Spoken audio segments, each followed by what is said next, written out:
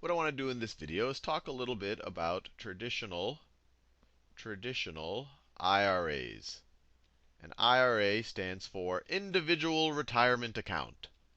Individual Retirement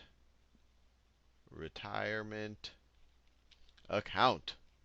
And the focus on this video is the traditional IRA. You'll hear of other types of IRAs, especially Roth IRAs and SEP IRAs, but this is only on traditional. The gist of all of them is really it's the government's way of encouraging you to save for your retirement, but they all have slightly different details. So I'm just going to focus on the traditional right now. So let's say we are in year 0. That's right now. Instead of year 0, let me write right now. And you have two options. You could take advantage of the traditional IRA. So this is the IRA scenario. And this is the no IRA scenario. Now, an IRA allows you to put up to a certain amount of your income aside.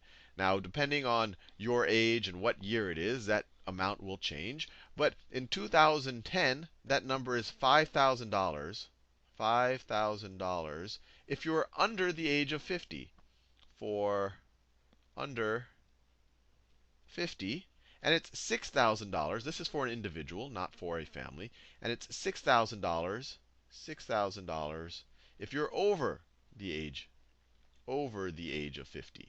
Over age of 50. I guess the rationale was probably, gee, if you're over the age of 50, you better save even more for your retirement, which might only be 10 or 15 years away. So they give a little bit more leeway for over the age of 50. So let's say we're under the age of 50, and we take full advantage of this IRA. So we set aside $5,000. $5,000. Here we set aside nothing.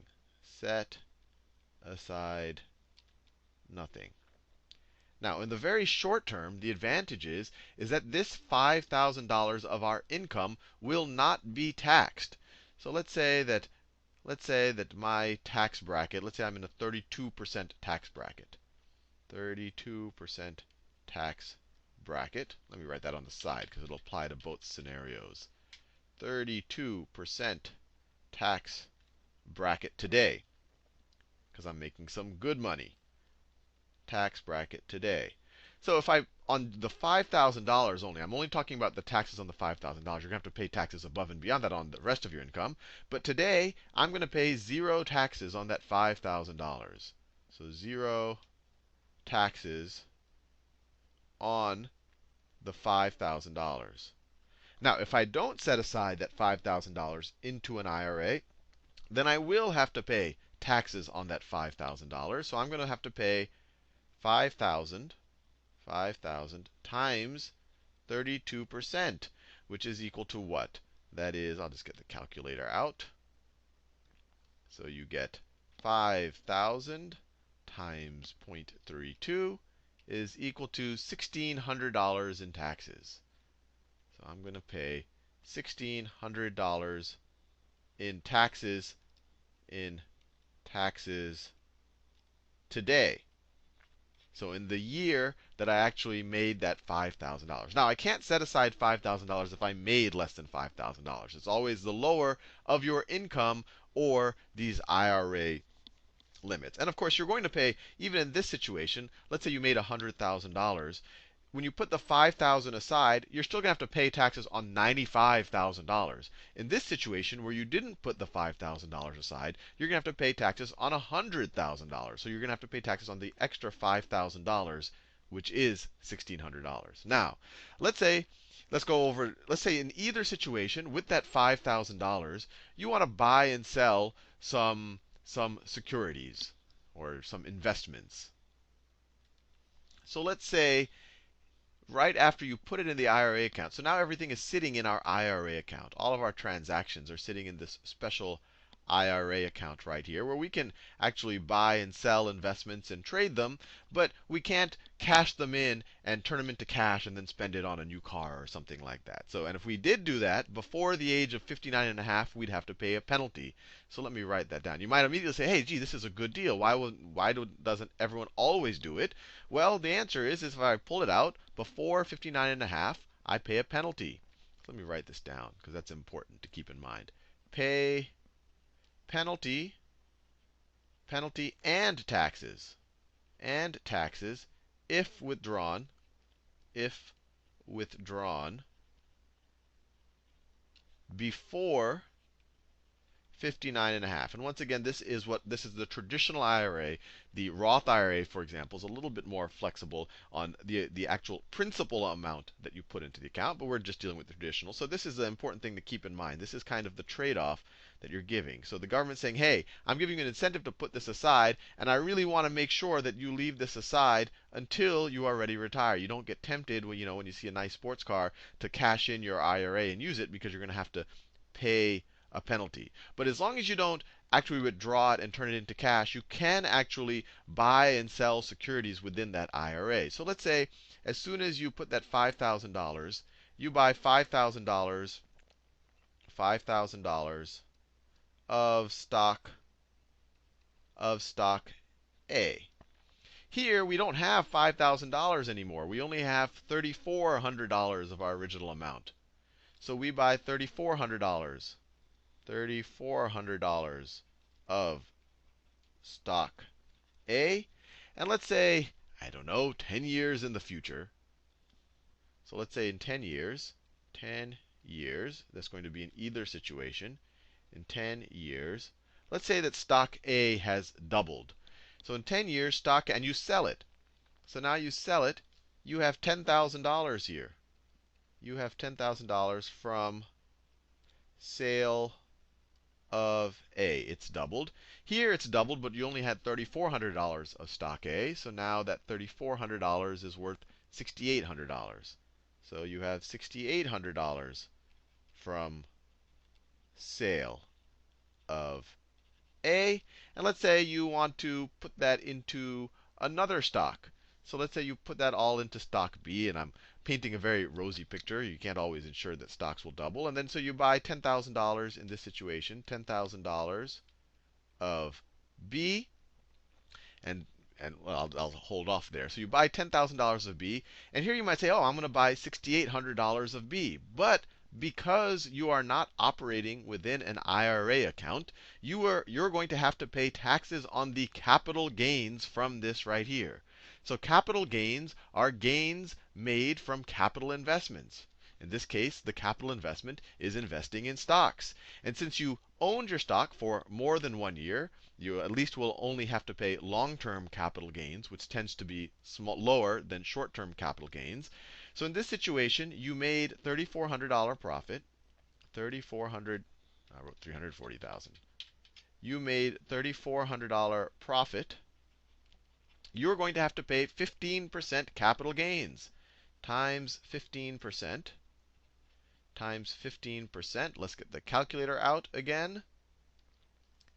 So 3,400 times 0.15, it's $510. You're going to have to pay $510.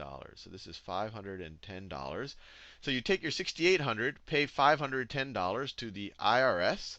You are going to be left with, 60, what is that? $6,290. Remember, the reason why you have to pay taxes is this is not operating inside of an IRA. Here you are operating inside of an IRA, so you don't have to pay taxes. Now, let's say you invest in stock B, and then over the next 10 years, stock B also doubles. So this is 10 years. So stock B is now worth $20,000, and you sell it from sale of B. And once again, it's sitting inside of your IRA, so you don't have to pay any capital gains on it. Now, in this situation, you use that $6,290 to also invest in stock B. And after 10 years, stock B doubles. So it is now, what is that? $12,580. But once again, it's sitting outside of your IRA. You have to pay 15% capital gains. You had a 6,290 gain. $6,290 gain times 15%. Let's see what that is. Let's get the calculator. Where's my calculator? There it is. So you have 6,290 times 15% is equal to 943. And let me take that from my 12,580. 12,580 minus 943.5 is equal to, so I have $11,636. So I now have $11,636. And let's say 20 years have passed. We are now over the age of 59 and a half. We can now withdraw from our IRA. Now, of course, this situation, this is cash that we have. We can do anything with it. Maybe we're now over 60 years old. This could be used for our retirement, for our everyday expenses. Now, this money that was sitting in an IRA, now that we're over the age of 60, we're over 60 now, or over 59 and a half if you want to be particular. Now that we're over 60, we can withdraw the IRA without paying any penalty, but we will have to pay taxes. So we will have to, so we're going to withdraw. No penalties, but we will have to pay taxes. But the huge advantage here is once we're over 60, we're probably earning less money. So the actual tax bracket that we're in is probably going to be lower. So let's say we're in a 25% tax bracket. Remember, when we first made that $5,000, we were in a 32% tax bracket because we were, this young gun at the peak of his or her career, making a lot of money. Now we're making less money. We're trying to live off of our savings. So we have to pay 25% income tax on it. So if we pay 25% on $20,000, remember, now we're actually withdrawing it. We're actually putting it into our checking account so we could spend it for living or whatever we want to do with it. So 25% of $20,000 is equal to $5,000 in taxes. So we will be left with $15,000 to do anything that we want with it. Now, compare this. This is $15,000 versus $11,636. And everything we did was completely identical, except for over here, we took the $5,000 and invested within an IRA. Here, we took the $5,000. We had to pay taxes on it.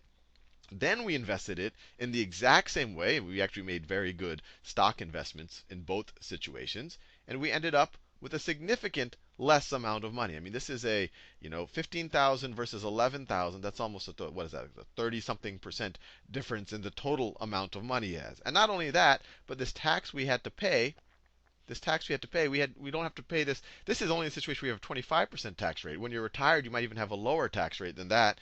And it's deferred a good bit. But the real thing to think about is just 20 years in the future, you're sitting on $15,000 versus if you didn't participate in an IRA, you're sitting on only a little over $11,500. And of course, the main trade-off here is that in the IRA situation, you really couldn't touch your money. So if you had an emergency and you had to withdraw the money, you would have had to pay penalties on it.